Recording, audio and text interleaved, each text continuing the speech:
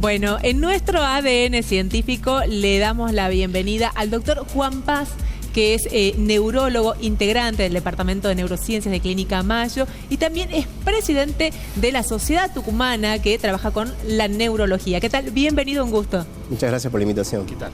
¿Qué tal?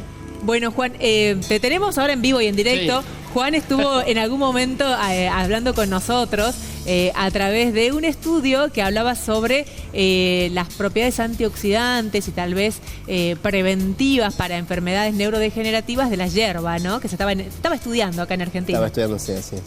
Bueno, Juan, nosotros te hemos convocado porque estamos en el mes en el cual la gente tiende a hablar sobre el cuidado del cerebro, porque el 22 de julio es el Día Mundial del Cerebro, sí. Y nosotros nos estamos anticipando a esta fecha para conocer algunos datos que sean importantes del cerebro y algunos mitos, por así decirlo. Por ejemplo, yo voy a arrancar con uno que dicen que utilizamos el 10% de nuestro cerebro. ¿Esto es así? Es complicado. Bueno, primero vamos por partes. Si bien el 22 de julio se celebra el Día Mundial de la Salud Cerebral, se llama así, es una iniciativa desde la Federación Mundial de Neurología, que es a nivel internacional, digamos, se ha planteado desde 2014 en adelante la necesidad de empezar a desarrollar políticas preventivas para la salud cerebral, ¿no? Ahora, retomando la pregunta del 10%, para decir una proporción primero hay que saber un total, ¿no? Entonces yo creo que eso es un mito del 10%, porque lo único que se sabe es que por estudios metabólicos se puede saber que un 20% del consumo energético de nuestro cuerpo lo tiene el cerebro, por así decirlo, pero no es que usamos el 10%, o sea, sino eso sí es un mito, por así decirlo, digamos. Pero bueno, lo importante siempre es cuidar el cerebro y bueno, por ahí podemos decir tips, ¿no? Para eso. Eso, decinos algunos tips para cuidar el cerebro. No, básicamente hasta ahora todos los estudios científicos que se han hecho sobre el cerebro, sobre la necesidad de cuidarlo, cómo protegerlo, no hubo otra mejor que pensar tres cosas, lo que le llaman el ABC en inglés, ¿no? La actividad física, por ejemplo, es una de las primeras, por eso es el A. La B corresponde a una dieta balanceada, el B de balance en inglés. Ajá. Y tercero, a la necesidad de conectarnos con otros, ¿no? Lo que sí se ha demostrado durante todo ese tiempo es que conectándonos con otras personas generamos nuevos circuitos neuronales, generamos nuevas sinapsis, nos permite pensar de otra manera, es saludable. Por eso creo que también uno de los grandes efectos deleterios que ha tenido la pandemia sobre nuestra salud mental y sobre nuestra salud cerebral ha sido eso, ¿no? El aislarnos, ustedes, no sé, seguro en la casa también los oyentes deben tener algún familiar o algún pariente que dice, bueno, después la pandemia empeoró, se le empeoró los problemas cognitivos, se le empeoró, está distinto, está raro, bueno, sucede esto, ¿no? Que por eso es importante el compartir con otros, el hablar, el conversar, el charlar, eso hace que surjan nuevas conexiones cerebrales y por lo tanto un cerebro más vital, si se quiere decir. Doctor, recién hablabas esto de la dieta balanceada, ¿no?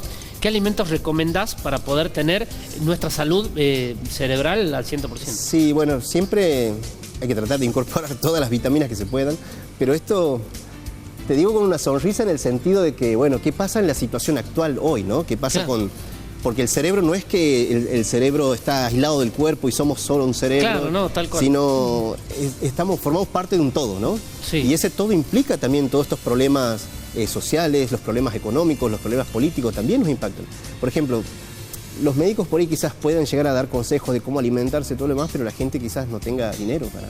La dieta mediterránea es carísima, frutos secos, sí, pescados, bueno, de todo. Tiene que vender el 08 del auto a comprar nueces. Exacto, o sea, la dieta mediterránea está bien para gente que lo pueda acceder, pero la gran mayoría no tiene ese acceso. Y en eso es algo muy importante y es algo serio, porque si bien desde el 2014 en adelante se está planteando la necesidad de tener políticas públicas que favorezcan la salud cerebral, lo real es que pareciera que las políticas sociales y las políticas económicas van en contra de eso, ¿no? Claro. Porque uno cada vez tiene que trabajar más, ¿no? Uno ya no alcanza con un solo trabajo, si todos tenemos que tener 2, 3 trabajos para llegar a fin de mes. Sí, tal cual. Y el tiempo que uno dice, bueno, voy a dedicar a la actividad física, bueno, ¿cuál es el tiempo? Entonces, entran esas contradicciones y, bueno, por más que parecería un eslogan, ¿no? Esto de la dieta balanceada, la actividad física y la conexión social, pero si uno piensa que puede llevarlo, hay que poner en discusión también todos los otros problemas, ¿no? Y Juan, esto de hacer crucigramas, aprender un idioma, aprender a cantar, memorizar letras, estas cosas que uno va escuchando, como que también ayudan a entrenar el cerebro, Sí. o por lo menos a que la vejez sea como un poco más lenta, ¿no? Ayuda siempre y cuando sea con alguien, Ajá, ¿no? Sí. no Eso también, solo. eso también se ha demostrado. Estar solo haciendo crucigramas y sudoku, uno se hace especialista en sudoku y en crucigramas. Pero Claro. estar compartiéndolo con alguien, charlarlo y compartiendo esa información, eso también es muy bueno para la salud cerebral. A diferencia, ¿no? Porque esto también se probó y se vio que, bueno, uno puede ser especialista en sudoku, pero eso no quiere decir que tiene grandes reservas cognitivas, sino... O aprender un idioma en tu casa, digamos, que no es lo Aprender un mismo que idioma. ir a un taller, a algún lugar y estar en contacto con gente. Exacto, por eso es algo tan importante también que nos enseñan mucho los niños, ¿no? El jugar, el aprendizaje, no existe niño que aprenda estando triste. Eso, por ahí a veces los problemas educativos o los problemas que tienen los niños en el sistema educativo, también hay que preguntarse un poco cómo está ese niño en la casa, si está pasándola mal, si está angustiado, ¿no? Yo creo que eso también es algo muy importante. Y retomando esto de la salud cerebral, del mes de marzo se ha publicado un artículo muy, muy interesante porque recopila el impacto de todas las enfermedades neurológicas desde 1990 al 2021, ¿no? Esto fue en marzo de este año. Y a partir de ahí se le ha rankeado, o sea, se ha dado un ranking sobre cuáles son las enfermedades que más discapacidad generan a nivel mundial, ¿no? Entre eso está el ACV, entre eso aparece una segunda causa que es la de los niños, la encefalopatía neonatal, las lesiones neonatales de los niños, las migrañas, por ejemplo, que uno dice, es muy importante tener en cuenta. Y algo que menciona ese artículo que no es menor, que es un dato no es menor, que dice que los países de menores ingresos y medianos ingresos, rankeados por el Banco Mundial, son los que peor pronóstico tienen en las enfermedades neurológicas y los que más discapacidad tienen, cerca de un 80% para ambas, ¿no? Esto creo que es algo muy importante para pensarnos de qué lado del mundo estamos también, ¿no? Claro. Y también esto para pensar que nuestra salud cerebral no es solo individual. Y en esto hay una discusión que hay que plantearla, que la salud cerebral es parte de la salud pública. Sí, y en esto que hablabas recién y hablabas de la cuestión económica para incorporar alimentos a la dieta y demás, te lo llevo al otro costado. ¿Qué evitar para preservar nuestro cerebro? Bueno, lo que sí se ha planteado, o sea, se ha estudiado mucho son los alimentos ultraprocesados, ¿no? O sea, los muy ricos en carbohidratos. O sea, los más ricos, Claro, sabrosos. los más ricos. Exacto, Estoy pensando Lo en que uno se hamburguesas, mueve, lo que en el cerebro se le activan todos los sistemas de recompensa por una tortilla, ¿no? Claro. No ves la hora de salir corriendo buscando una tortilla. Bueno, esos alimentos están relacionados, pero también por un aspecto que genera a nivel del cuerpo, que es la inflamación generalizada. Eso se ha demostrado que los alimentos ricos en grasas, ricos en hidrato de carbono, generan un estado inflamatorio a nivel general. Y esto también impacta En el cerebro. Y en ese sentido, las legumbres son una muy buena opción, ¿no? Dentro de nuestra dieta balanceada que podamos tener. Lentejas, garbanzos, por ahí pueden ayudarlo bastante, ¿no? Es lo que decíamos recién, también hablabas un poco de la cuestión de la dieta y la cuestión del deporte. ¿Hay algún deporte específico que recomienden recién hablaban de los juegos de mesa, sudoku, ajedrez y demás, Sí. pero hay algo que recomienden que digan, por acá es? Es todo lo que sea aeróbico y sobre todo los juegos que permitan el trabajo en equipo en términos espaciales, ¿no? Claro. Por ejemplo, el fútbol, el vóley, el básquet, son deportes que no solo generan un trabajo cardíaco y una buena oxigenación en el cerebro, sino que permite y ayuda a la memoria espacial también, al trabajo del cerebro en el espacio, ¿no? Eso... Yo te voy a cambiar de tema. Porque, Juan, estoy recordando que escribió hace poco un artículo que analizaba un poco esto de la interfaz cerebro-computadora, que es un tema que es un con tema Juan fascinante. sí, lo hemos charlado. Sí. Juan habló de Neuralink, hizo informes. Y ahí te preguntamos, ¿no? ¿Crees que va a haber algún límite ético en esto? Ya están puestos algunos implantes. ¿Hacia dónde crees que va esto de la interfaz cerebro-computadora y los implantes estos cerebrales? No, es un tema muy apasionante y muy lindo, sobre todo en la vorágine que estamos de la inteligencia artificial, ¿no? y el fundamento de la inteligencia artificial. Digo, por suerte vivimos en el siglo XXI. Hoy, por ejemplo, el muchacho que se le ha implantado el chip de Neuralink pudo con el pensamiento mover el cursor, ¿no? Por ejemplo, que nos pueden servir en muchas enfermedades muy discapacitantes como la ELA, en el caso, de Esteban Burbidge, el senador, que fue Stephen Hawking, que ellos hablan a través de una computadora, ¿no? Y lo que pueden hacer estos dispositivos quizás mejorar mucho en ese aspecto. El problema está el acceso, qué tipo de acceso vamos a tener en términos, digamos, éticos, por así decirlo, porque si viene a ser un instrumento que nos va a mejorar la vida, nos va a mejorar la calidad de vida, bienvenido sea, pero si va a ser solo un instrumento para el acceso sea totalmente restringido, entonces eso va a ser un gran problema. Y por el otro lado está la difusión de la inteligencia artificial, ¿no? O sea, sí, todo es la inteligencia artificial, ahora aparentemente es como si fuera que se ha transformado en un dogma, ¿no? La inteligencia artificial y las redes neuronales, de cómo se construyen. Hay una discusión muy, muy importante, incluso que se la llevan a nivel mundial distintos especialistas en el tema. Por ejemplo, están desde los tecnófobos, que dicen que la inteligencia artificial va a pasar a dominar a la humanidad y por lo tanto la inteligencia artificial nos va a llevar a la ruina a nosotros. ¿Bien? Creo que si es que la ruina la vamos a llevar al planeta nosotros, creo, antes que suceda eso. Pero luego están también los que nos dicen, bueno, puede ser una herramienta. El problema de la herramienta es que no tiene un límite. O sea, como herramienta, cualquier cosa que utiliza como herramienta tiene un límite. Una calculadora tiene un límite. En cambio, esto se desconoce por ahí los límites. Bueno, me acuerdo de Black Mirror y uno de los capítulos donde la persona se colocaba una especie de como de lentes intraoculares, como internos, y además grababa todo lo que la persona vivía, hacía, todo, y después, al sacárselo, quedaba esa memoria como donde la persona podía ser expuesta en todos los momentos de su vida, que tal vez nadie quiere ser visto en todas las 24 horas del día, ¿no? Bueno, en ese aspecto yo creo que no van, al menos los chips, los desarrollos de los chips de Neuralink, entre estos, que puedan desarrollar a ese nivel de retomar los pensamientos. Esto parecía muy metafórico, el hecho de tener el ojo, ¿no?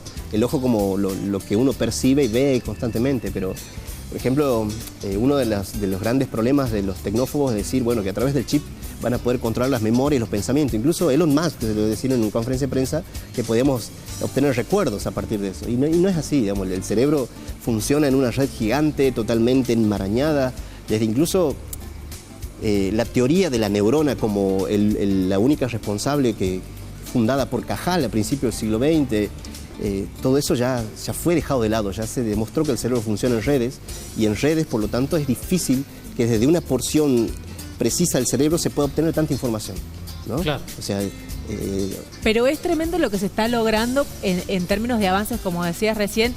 Lo citemos al investigador tucumano que está en España, cuando le pudieron hacer pudieron dar la vista, por así decirlo, a Bernardeta Gómez, creo que era el apellido, esta española que estaba ciega y con un implante en ese momento había visto por primera vez, ¿no? Sí, eso es lo que más se estudió. Lo que más se estudió son los implantes en la corteza occipital, que es el lugar donde uno procesa las imágenes, o al menos tiene un mapa de las imágenes en la corteza cerebral.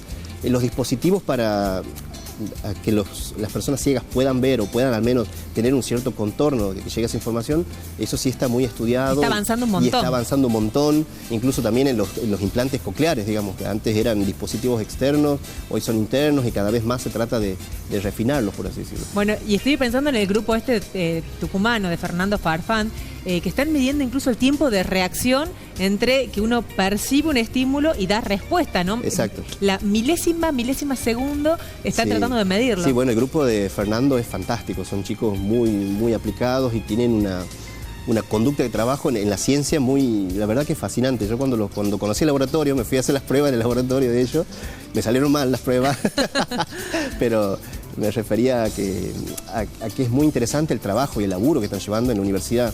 Creo que eso es algo que hay que seguirlo porque creo que va a tener muchos frutos, al menos conocimientos nuevos.